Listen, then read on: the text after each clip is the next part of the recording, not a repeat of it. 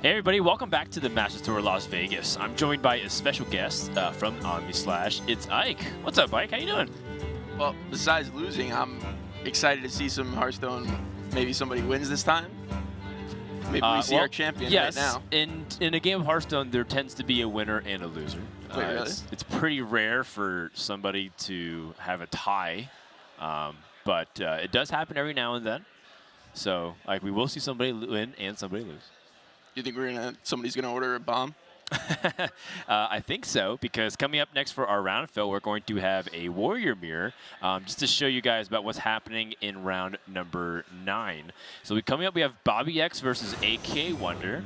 Here's AKAWonder's deck list.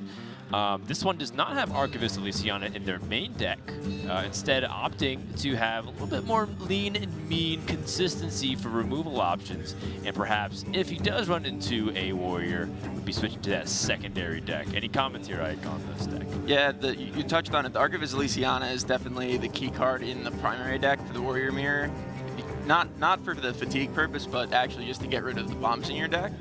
Another thing, that he only has 1 Omega Assembly in the primary, which is a pretty good value turn past 10. But if he curves out with the bombs, it doesn't really matter very much if you just boom him on 7 with some nice Clockwork Goblins on 3. Yep, and then for bobbyex, looks like he's got the edge in terms of the late game because he has the Archivist Elysiana. Just to have that good game plan moving forward. His secondary deck has the Undertaker with Mechanical Upcarrion Bloodhoof and War Gear, which is pretty spicy, to say the least. Yeah, it's a little bit surprising to me. I didn't really consider the package. I also find it surprising that he cut Shield Slams for the Warrior Mirror. I generally think that Shield Block Shield Slam is a pretty good card in the matchup. Just your ability to gain some life and remove big threat on the same turn usually is pretty powerful. But maybe the mech stuff is just going to get there, and he doesn't need to really remove with his spells and just go out with his minions. Well, if you've been talking to Admirable, he hates Shield Slam. He thinks the card's useless. It's 1 mana kill a thing. Well, I think what he wants to do is more stuff to pressure his opponent. So he's like playing War Gears, he's like playing Coppertail Imposter, he's cutting Brawl and Shield Slam and Shield Blocks. Wow. Well, AKAWonder's hand is pretty much the ideal 3-card hand, I would say, in pretty much all the matchups. 1 drop on 1 followed up by Snip Snap, which is one of the higher power cards in the deck. Also with the Clockwork Goblin curving into Blastmaster Boomin a little bit is really hard for any deck in the game to really deal with. Yep. I think, yeah, I definitely have seen that. I feel like Snip Snap just played as a magnetic ability on 3 has just so much power level that's difficult for decks to really pick apart because they don't have access to convenient removal when they don't have like execute and stuff. And even then, Snip Snap is just so good at leaving stuff on the board for you to follow up Magnetize with, and it's resilient against things like Dynamatic too, so it's pretty effective. I think with this hand, you don't want to Snip Snap Magnetize now. Your opponent played 2 Organs, and one of them is going to always hit Militia Commander. So if you Magnetize it, the Militia Commander is going to value trade, and then both of the 1-drops will kill off the Microbots. So I think it seems safer to just value trade and play the 3/3. And try to draw something to do on 4, probably a Dynamatic on 5 maybe to offset the Militia Commander that comes down, and then go Snip Snap on 6 with Magnetize, or just 2 separate 2/3s and then follow up with Boom and hope that closes out. Yeah, I definitely see that. It does feel like no matter what you do though, you're going to fall behind on board. Almost however you choose to go about it, because Wrench Caliber does almost what feels like the same thing here in a pass from AKAWonder. Yeah, the Dynamatic is really what he's hoping for. Like bobbyex, if his only option was to play the Militia Commander, then the Dynamatic can come down and clear off most of the health on that. But unluckily for AKAWonder, bobbyex has the Omega Devastator that he just plays a 4/5 that doesn't really die to anything besides Shield Slam. So it's kind of an odd pressure tool. AK is probably just going to have to play a 5-mana Spider Tank to 1 just to kind of get something on board. Or this. Yeah, if he hits the Militia Commander. I don't know. I think that was a little bit risky because if you hit the Militia Commander, you're super, or if you hit Ziliax, you're super far behind on board. But I guess it's a 66% chance to hit Militia Commander, and it worked out here for sure. Yeah, I think it looks like AKAWonder was taking that risk, saying that if he falls that far behind, he's willing to maybe have some contingency plan. But in this case, now he has a nice clean board for his Snip Snap. Yeah, this is super hard for bobbyex to be able to deal with outside of Shield Slam because we're looking at a 6 health interval with the magnetizing of 2 of them, and Militia Commander is only going to come down for 5 unless AKA doesn't magnetize, but I don't see a Shield Slam's the only reason to do that, but I think you play around what you know is in your opponent's hand, which are those Militia Commanders. So Shield Slam is good? I think Shield Slam is great.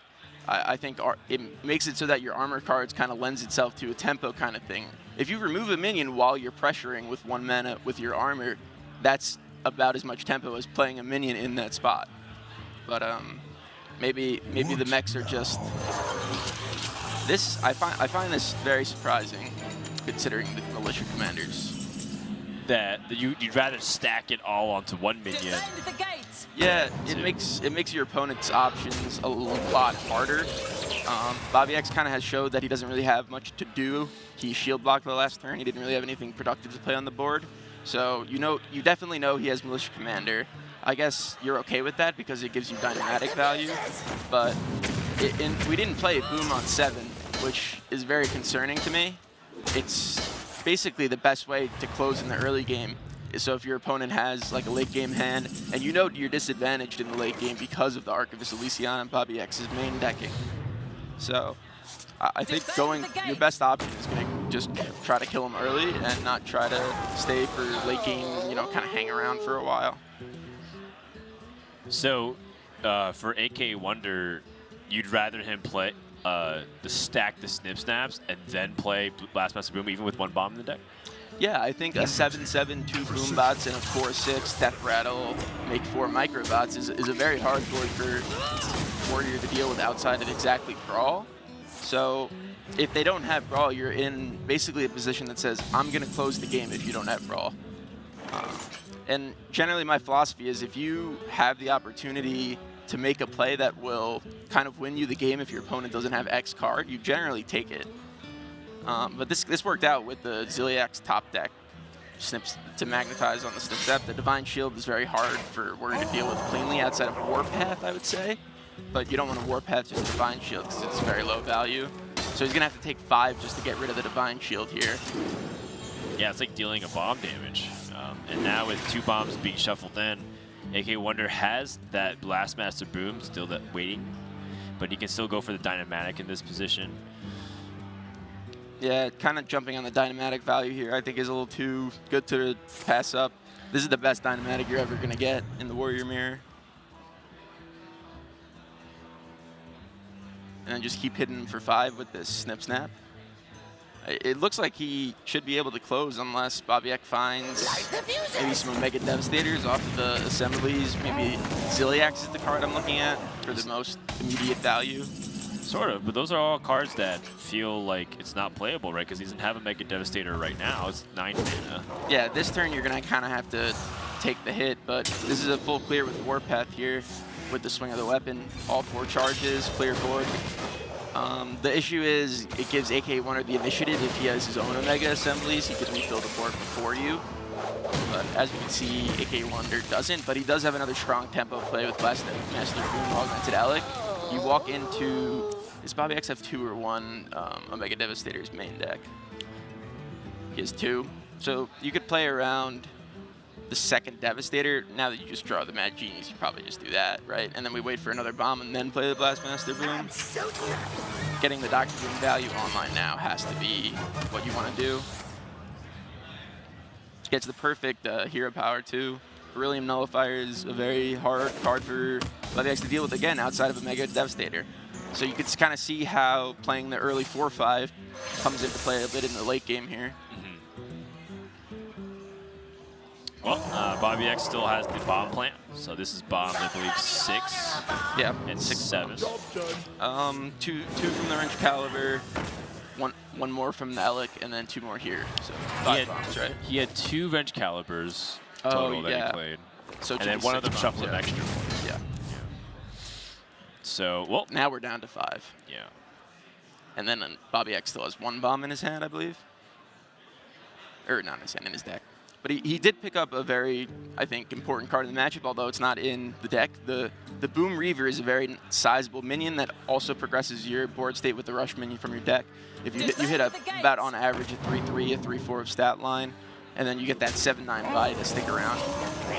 It's going to walk into AKAWonder's Mega Devastator number 2, but it is something to do that is proactive at least.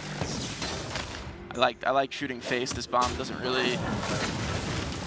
Yeah, okay. Clearing the bomb makes sense in case there's snip snap. Yep.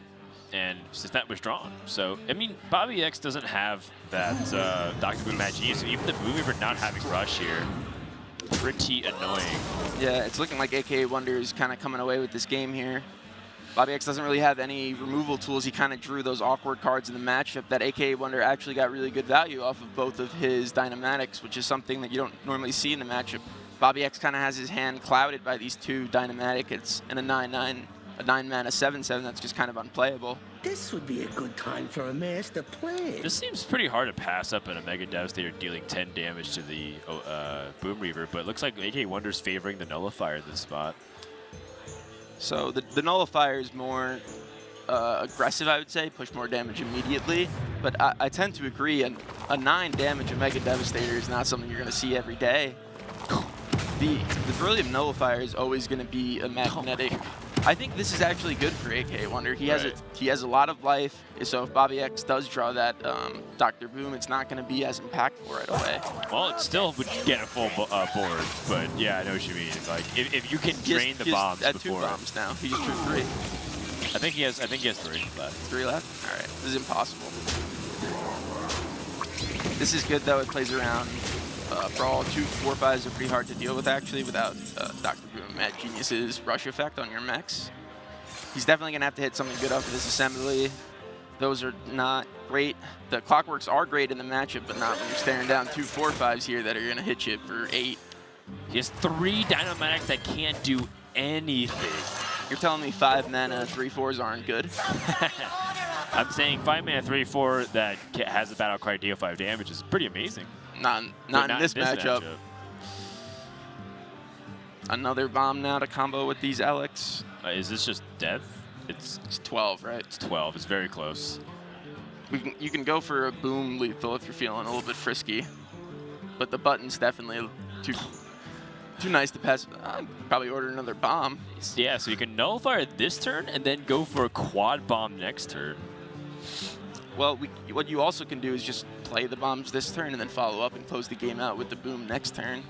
That's true, too. If you shuffle 2 more bombs in, that makes 3 in the deck total, summoning max boom bots. Yeah, I think that's. You also get the rush effect of the 3/3 to kind of trade into the Eternium Rover, to make sure he doesn't magnetize and kind of get some armor out of there. Yeah, with Snip Snap, there is the opportunity for bobbyex to get a lot more armor off that. Just want to limit your opponent's option here. Try to think of how you could lose. I think Ziliax is the card you think about most here. Magnetizing on the 1/3 is pretty powerful, although the 3/3 also is pretty good here. Just kind of gets that heal. Bombs are not what you want to draw when you're at 7 HP. He's actually just dead on board, right? It looks like that is the case here because you just can't even eliminate everything. So, he can Dynamatic and then trade the Snip Snap. Yes, I believe so. It's still, you don't have the attacks present to kill both 4/5s. Right, there's just not enough actual bodies to start colliding into things. Yeah, because the Kaboom Bot only deals 4. Yeah, that's game 1 AKAWonder. This is a super important game to win, seeing as bobbyex has that extra edge in the primary game. I mean, when you're playing best out of 3 specialists, 1 win, you only need 1 more after, right? So if your secondary deck, even if your secondary deck has a 40% win rate and your opponent has a 60% against that, you have 2 chances to get that 40. 40 plus 40 is 80. That's pretty good. It doesn't quite work like that mathematically, but yes, But it's it close. is pretty good. It is fairly close. You multiply them instead of 4 adding times. them. It's about 100%, give or take. Yeah, well, I think it's actually close to like 100. Yeah, it's close to 100. Might as well be if you round up to the nearest percentile. Well, so the secondary deck here, does bobbyex switch to anything? I mean, he does have the mechanical whelp and the canned bloodhoof. Do you think that just makes it even better against warrior, or perhaps that makes it a little bit weirder because it makes his game plan that much slower, which means his tempo plan could be kind of messed with a little bit here? Yeah, I'm not actually sure. I think these cards are pretty slow and clunky. Mechanical Whelp is not something that has much value or immediate tempo unless you have Dr. Boom up. I think the intention is if you're bringing this as your sideboard, you think it is going to be good against Warrior Right. and it's favorable. But Warrior is an aggro deck. You curve out one, coin 3/3, wrench caliber, and it's a lot of pressure, honestly. It's an aggro deck with no 2-drops. Yeah, well, Caliset's gone. What are we going to do? I don't know. Play. I guess there's not really good 2-drops. There's still Amani Berserker. Okay, there's also River Croc Yep, River Crocodiles. and Arcane Servant, which is another River Croc. What if you play the improved morale Grom and Amani Berserker? Would you consider that? For a warrior, probably not. It seems like what you would want to do against like a mage or a slow combo deck, but I think the Corkron and Fairy Dragon package is a little bit stronger than that. Fairy Dragon is actually a 2-drops that's finally seeing its time in the limelight. I've never actually played Fairy Dragon and been happy about it in my life besides Really? testing against mages rogue. Yeah, Fairy Dragon is fairly good right now based off all the mages that are in the meta. Or even like Rogue has a trouble dealing with it unless they get the lackeys or SI7 agent. There's a lot of lackeys and SIs in rogue. Well, yeah, but I'm saying if you play Fairy Dragon on 2 and they don't have the SI, it's going to take a while for them to kill it. Yeah, it generally will push 9 damage because they actually have to face tech it maybe Right. twice and then hit him again for 3 on your turn. So I don't think that's your rogue path to win, but I definitely think having a Fairy Dragon sideboard is something you want to do in any like aggro deck that you're playing in this tournament. Whether even if you're like a mech paladin, maybe you could throw in some Fairy Dragons. So you're unironically calling a warrior an aggro deck. Yeah, Warrior is an aggro deck. bobbyex is kind of making it a more control deck, putting in those Karen and double Mechanical Whelp Undertaker package, but I think honestly it's going to come back to be a little bit of a disadvantage for him because AKAWonder's got that hand that's going to put on some pressure. We have Clockwork Goblin followed up by a 4-drop with Wrench Caliber. bobbyex does have those 2 Militia Commanders to fight back on board, so he might be pretty safe here. But I definitely like this from AKAWonder. He's recognizing what the matchup is about right now. He's the aggro deck. Your opponent has a slow package coming in, so let's just try to jam as many guys as we can quickly, not wait for this 3-card Omega assembly in 8 turns. So that's a buff card, Dan. It's a 2/6 now. Well, I mean, he did slow his deck down a little bit with this secondary deck choice with his own Cairn, but he does have the Sephorium Bomber. Yeah, the Sephorium Bomber, I think, is a card that generally Warriors in the mirror side out Dynomatic. bobbyex didn't actually do that, so it gets a little bit worse there. But generally, Sephorium Bomber is pretty good in the matchup just as a 5/5 on 5. Put some pressure, shuffle a bomb in, kind of something you could spend your mana on being a little bit productive. Yeah, the coin Militia Commander is going to offset any of the pressure that AKAWonder is going to try to put on early here. It is pretty funny to me that at the World Championship, people were dumping on Bomb Warrior a lot, right? That was me, it was yeah. making fun of how, like, if you played Bomb Warrior instead of Control Warrior, and people were even talking about the Sephorium Bombers and how, like, you know, making fun of it.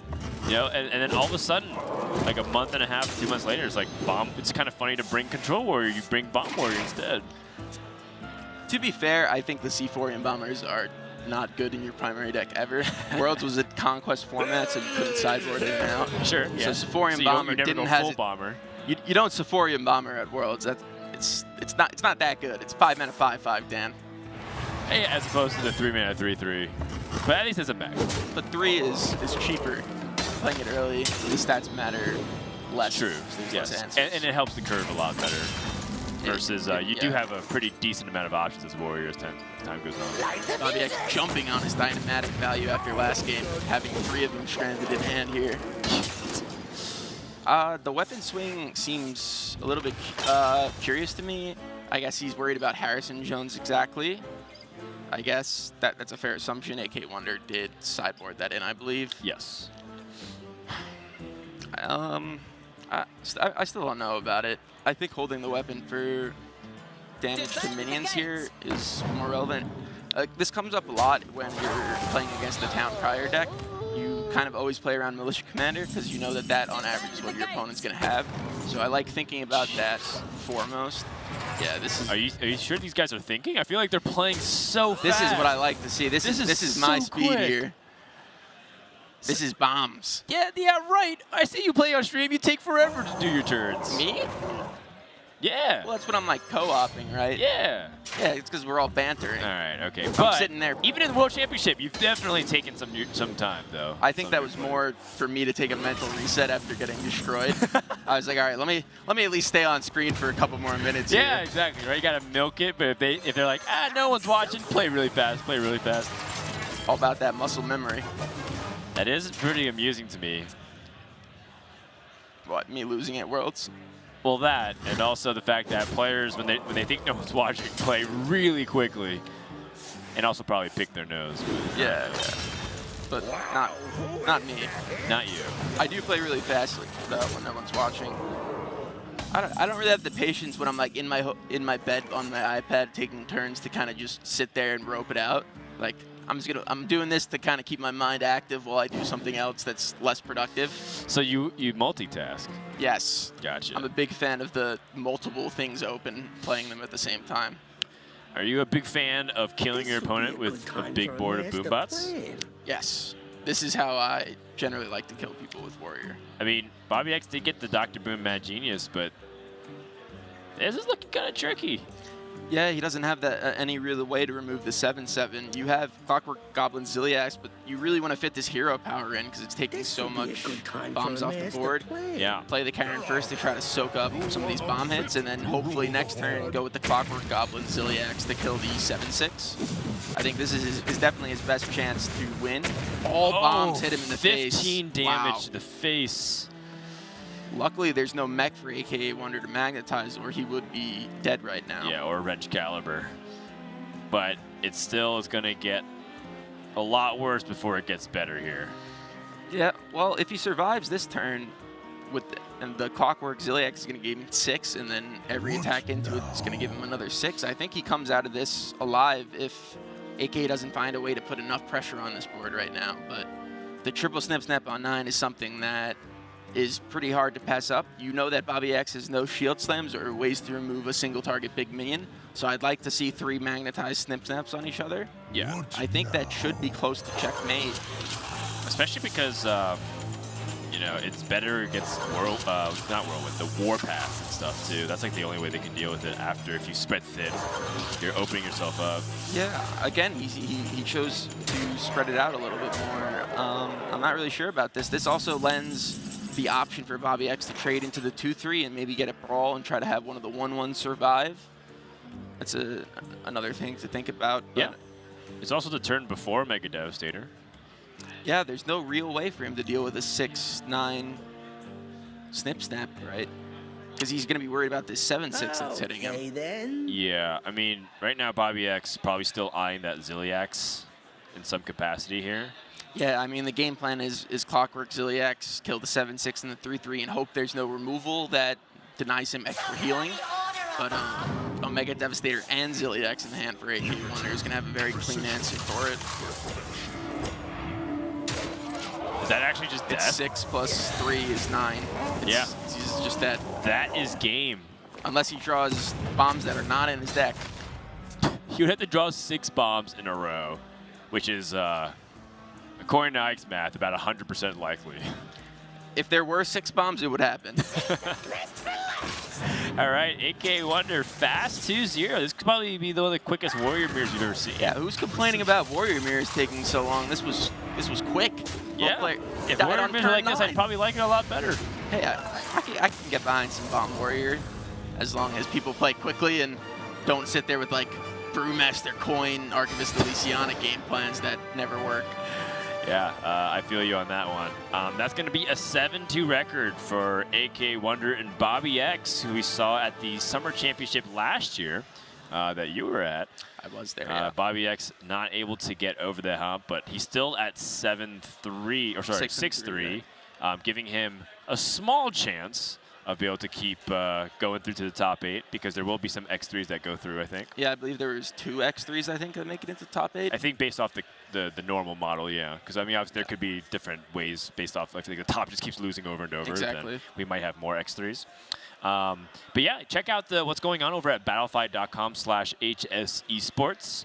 We're going to take a short break. Ike, thanks for joining us for just a little bit of time. Thanks for having me, Dan. And, always a pleasure. Hope to see you around more, both on Omnistone and, of course, in the future Masters Tour event. When we come back, we're going to have more coverage here from the Masters Tour Las Vegas. Don't go anywhere.